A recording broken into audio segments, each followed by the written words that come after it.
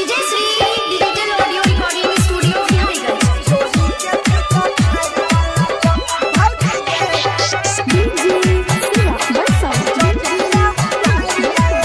presented by Monabik Music.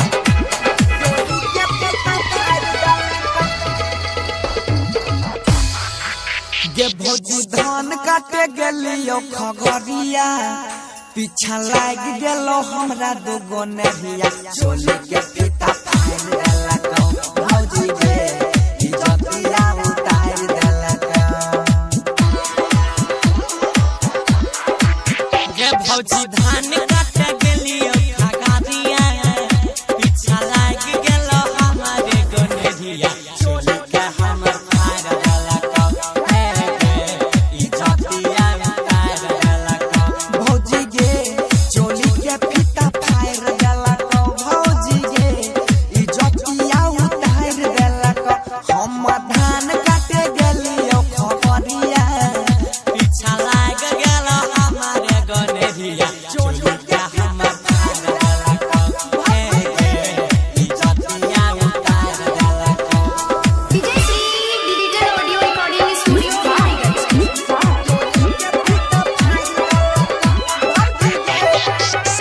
Presented by Monabik Music.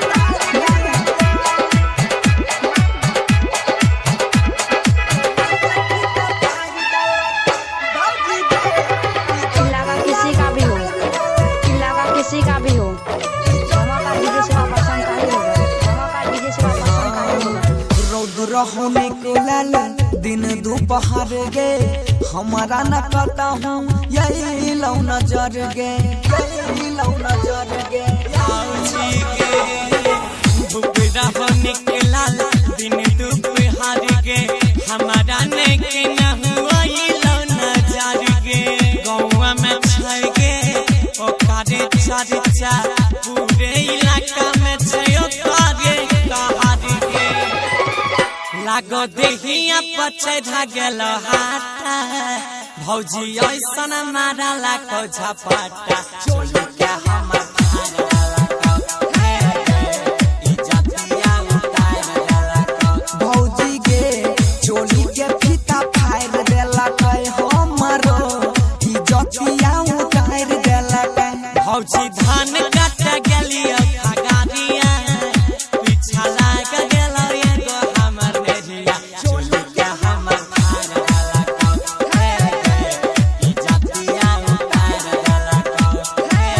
DJ Sri Digital Audio Recording Studio हमारा DJ से पसंद का ही होगा हमारा डीजे से पसंद का ही होगा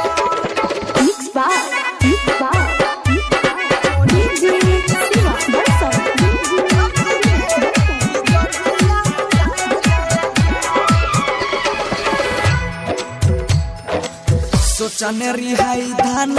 काट के भौजी दू बोझा घोड़ लाके यही बैके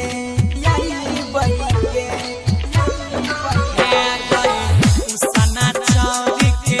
भात बनाई के अपना सैया खिलाइबै के संग में खइबै जियारा चुरैबै ओकरा नै तारीफ पाइबै के गौरव बंसिया जे कइने छै हल्ला पूरा जान गेलै सगरे मोहल्ला चोली के फीता फाड़ देला